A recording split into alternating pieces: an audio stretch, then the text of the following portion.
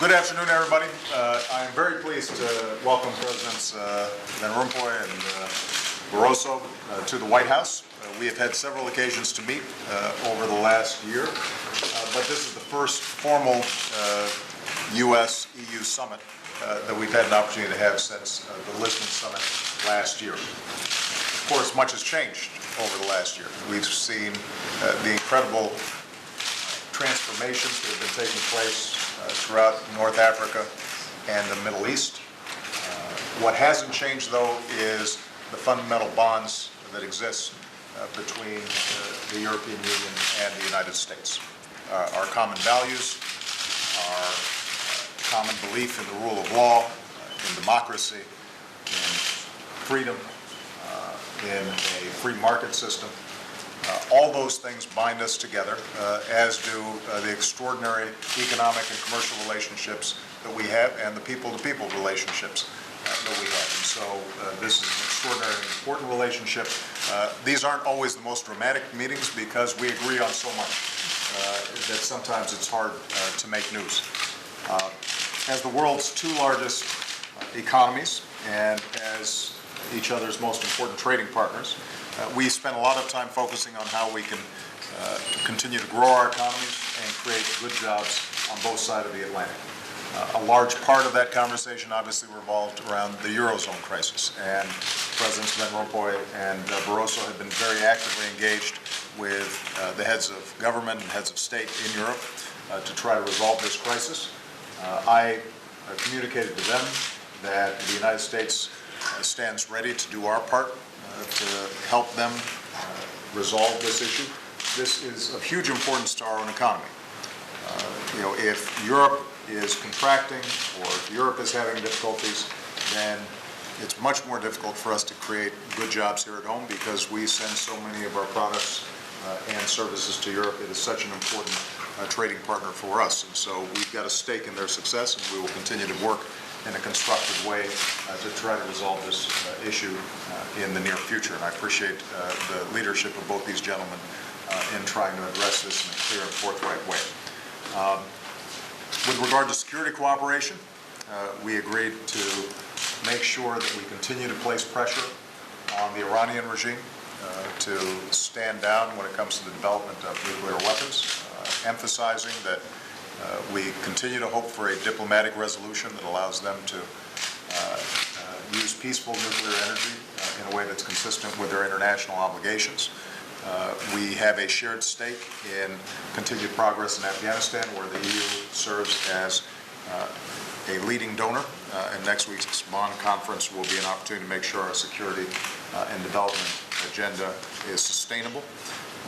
Meanwhile, with respect to aviation security, the EU has been extraordinarily cooperative, and in particular, thanks to the leadership of President Barroso and President Van Rompuy, we've been able to make progress in exchanging intelligence information that can keep our passengers safe and assure that we are preventing any kind of terrorist activity from taking place.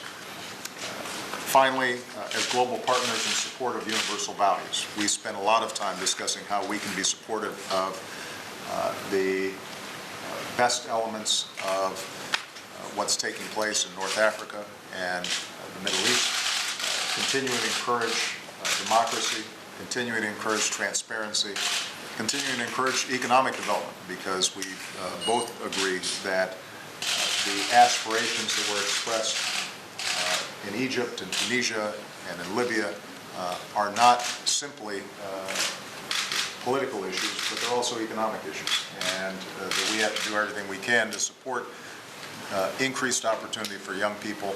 These are very young populations, and if they have a sense of a future for themselves where they can work hard and use their skills and talents to develop themselves and support their families, then the likelihood of a successful political transition will exist as well. Of course, these problems don't only exist in the Middle East and North Africa. We discussed, for example, the situation in Belarus, where we stand shoulder to shoulder in wanting to see a return to the rule of law and the flowering of democratic practices there. In the Ukraine, where We agree that we want Ukraine to continue down a reform path, and we want to do everything we can to encourage that. And so, both on security issues as well as on economic issues, we could not have a closer partner than the European Union. There are many issues that don't get a lot of attention. For example, our cooperation on clean energy and green jobs, our continued exploration of ways where we can get increased regulatory cooperation that can facilitate increased commercial ties, a whole range of work that's done by both the European Council and the European Commission that benefits our peoples directly in a multitude of ways. And so I'm very much appreciative of the partnership that I've formed with these two gentlemen. I hope they have a good visit. I understand they're going to be going to Capitol Hill, and I'm sure they'll receive a warm reception from the Senate Majority Leader, and I hope that they have a good, albeit brief visit. So, thank you. Herman? Thank you. Let me first thank you, Mr. President, for your hospitality you have extended to us at this time of Thanksgiving. I very much appreciated our discussions we had here in the White House today. Let me make 2 points, one on the economy and one on the international issues. First, on the economy. We, the European Union and the United States, have the strongest trade and economic relationship in the world. And we therefore both need to take strong action to address the near-term growth concerns as well as the fiscal and financial vulnerabilities in order to strengthen the world economy. It is no secret that the European Union is going through a difficult period. It is confronted with the confidence crisis aggravated by the slowdown in global economic growth.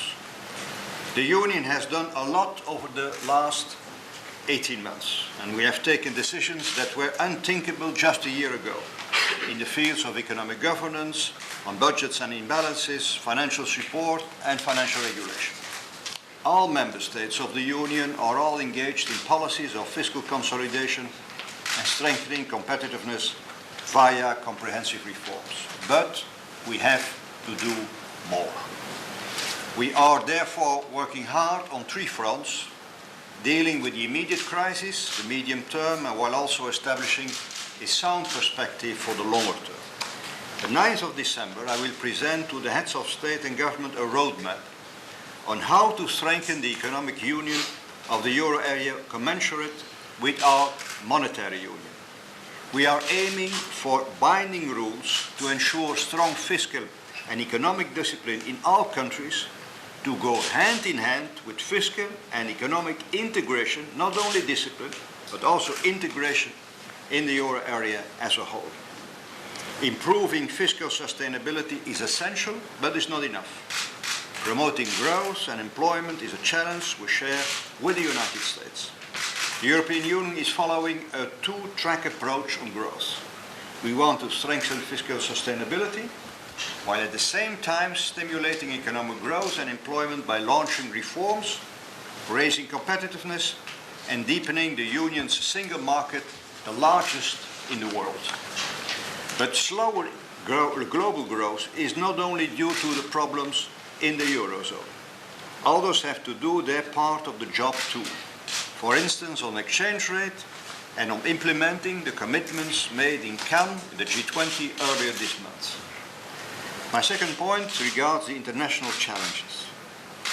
Not since the end of the Cold War has the world seen such a degree of transformation in global affairs. And I'm happy to say that during the last 2 decades, the world is going in our direction, towards market economy and democracy. In Europe, in Latin America, in Africa, in Asia, and now in the Arab world. Sudden events and slow-moving trends bring us into a new world, in the Pacific and in the Mediterranean. And we welcome the new global governance in the G20 reflecting the growing influence of emerging countries as well as their new responsibilities. As the President said, Europe's relationship with the United States is built on shared fundamental values. This will continue to provide the basis for our cooperation and our alliance. Since the end of the Cold War, there is no East anymore, but there is still a West. The EU's priority is its neighbors, to the south and to the east. On the south, we work together with the United States in supporting the economic and political transition process in the Arab world in the wake of the Arab Spring. In Libya, European action was given full support by NATO and by the United States. We both welcome the democratic elections in Tunisia and in Morocco. In Egypt, we call for a peaceful, democratic and successful transition to civilian rule. The unacceptable situation in Syria has prompted the European Union to call on the international community to join its efforts in imposing additional sanctions. And on the east side, the EU and the US worked hard to make Russia's accession to the WTO possible. I believe this will promote world trade and support Russia's modernization. And we also agree on the need to remain actively engaged with our eastern partners in Europe and to advance their political association and their economic integration with the European Union. We, however, share the strong concern about the latest signs of politicized justice in Ukraine.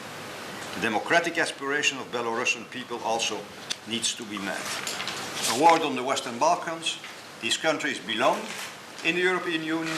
We are making progress, and the EU will sign the accession treaty with Croatia next month.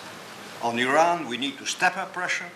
The Union is preparing new restrictive measures, and on Afghanistan, we reaffirm that the Union is engaged in the long term, even after 2014. Mr. President, let me conclude. Europe and the United States remain partners of first and last resort. Our entente cordiale was a mainstay in the past, and it will remain so in the future. Thank you. Thank you very much. First of all, I'd like to thank President Obama for a very useful, substantive, and rewarding meeting. The European Union and the US are long-standing partners and staunch allies. Transatlantic relationship is indispensable to tackle the common challenges that we face. We have just reaffirmed our determination to work closely together for the stability of the global economy and for the benefit of our people. I want to reassure President Obama, and also I want to reassure the Americans. Europe is going through rough times, yes, but we are determined to overcome the current difficulties. I have full confidence in the determination of the European leaders, be it member states or the European institutions, to tackle this crisis. We are absolutely serious about the magnitude of the challenge. We understand the challenge, but you have to understand that sometimes some decisions take time. But we are in that direction, and we are in fact taking strong measures for unprecedented situations. Indeed, problems in Europe are to some extent part of a wider picture. The world economy has not yet been able to absorb and overcome all the effects of the 2008 financial crisis. We face the common challenge of bringing debt under control while relaunching growth and creating new jobs. We all know this is not an easy task. In Europe, we have come a long way in addressing the causes and some symptoms of this crisis. We are now strengthening economic governance of the European Union and the euro area with more robust rules to ensure sound budgetary policies and tackle imbalances. These new rules will enter into force in just a few weeks' time, but we want to go further. Just last week, I have put forward new proposals to further strengthen budgetary surveillance and fiscal discipline. At the same time, we have an ambitious agenda for growth based on far-reaching structural reforms. And today, the way forward in Europe is for more integration. This is a point I like to underline to our American friends. No one in Europe is speaking about coming back. Everybody is speaking, how can we further deepen integration? In fact, I believe that we are now living one of those moments of the acceleration of history. We are seeing that in many parts of the world, in large measure because of the globalization. And Europe also is feeling this acceleration of history. That's why we have to anticipate some steps in our integration. Integration through discipline, of course, but also integration through more convergence, responsibility, and solidarity. And if there is a silver lining to all of this, it is perhaps that it has shown just how interdependent our economies now are. As President Obama said, It is of fundamental interest of all of us in the world to solve these euro area problems. Therefore, we need to work ever more closely together. The European Union and the US have the largest bilateral economic relationship in the world. Together, our economies account for around 50% of the world's GDP and 1/3 of total world trade. European Union-US trade and investment generates 15 million jobs on both sides of the Atlantic. In addition, Europe accounts for approximately 70% of foreign direct investment in the US, and US investment is 3 times larger in Europe than in Asia. So to help ensure that the transatlantic economy can be an engine for the recovery of the world economy, the European Union and the US have today decided to create a high-level working group for jobs and growth. On the European side, it will be chaired by Commissioner for Trade. On the American side, by the US Trade Representative. This group will examine how to strengthen the European Union-US trade and investment relationship, and in so doing, boost growth and job creation. This is indeed the first priority, growth and jobs. We have to solve the other issues so that we can relaunch growth and jobs in Europe. I believe this will allow us to further benefit from the untapped potential of our existing strong economic ties. We know that today's world is not just about economy, it is also about values and standards. The European Union and the US share a firm belief in freedom, democracy, human rights. They are the hallmarks of our societies and what binds us together. And the sweeping transformations that are now taking place in the Middle East and North Africa confirm that the values we share are indeed universal. When given a choice, people everywhere choose freedom over oppression, democracy over tyranny. It is in the basis of these values that I believe our relations should go forward, and today's meeting was a very important, substantive meeting in that direction. I thank you. Thank you very much, everybody.